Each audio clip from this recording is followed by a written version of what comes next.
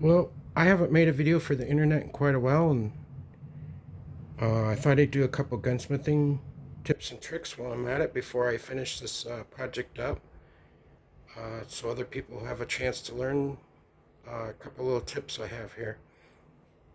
I've got a Ruger, I think the model is a K-10/22T. It's a Ruger heavy barrel stainless steel 10/22 target rifle.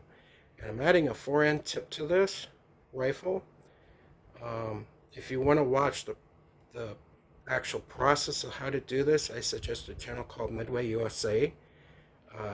Missouri gentleman by the name of Larry Potterfield has a company down there, and he does videos of gunsmithing, and he built a perfect safari rifle. And I've got excess Gabon Ebony galore down here. I collect woods, and I had some wood, and I wanted a nice contrast on this stock here when I get it finished. It's got a black recoil pad, and I thought a black tip would be a nice match. I've already bedded the action here.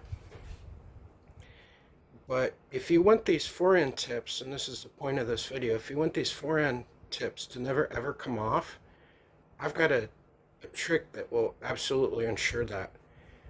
This one is a shout out to my dad, who's a woodworker. What you can do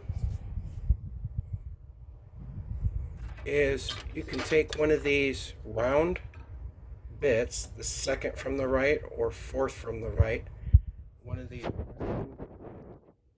Foredom burrs made out of tungsten carbide. Sorry if I bump the microphone and it gets loud, but I'm doing my best here with a great big tablet versus a camera.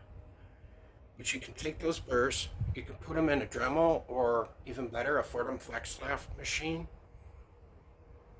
and put those in there. You can also use these spiked burrs like this. They make round ones of those too that'll work.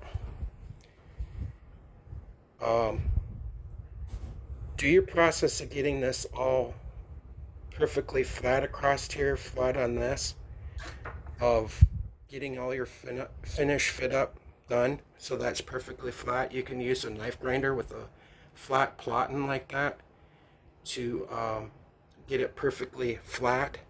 Once you're done, fit your dowels. Drill little holes all over your dowels, all the way around. Do the holes up inside this. You should be able to reach if you mount that bit out like that. Also do the holes up inside the stock like that. You can see the little grooves up in there, little dimples.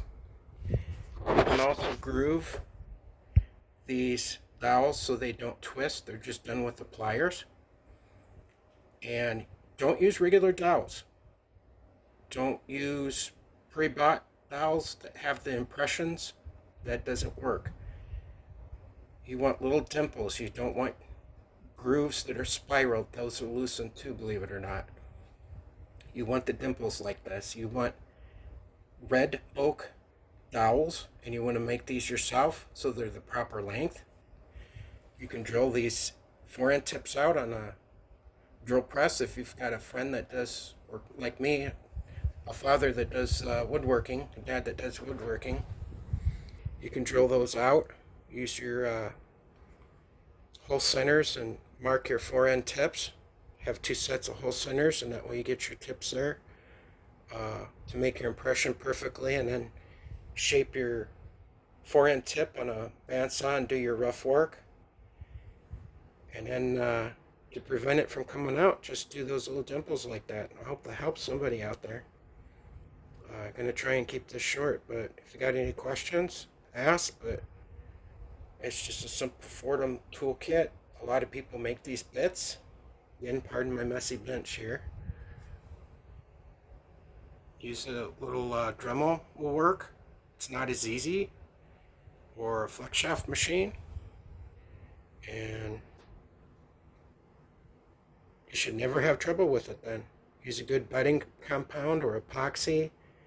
A really good Tight bond glue will also work, but I suggest actually using epoxy for this to make it more permanent and also more waterproof. But I hope that helps. Have a good day and thank you.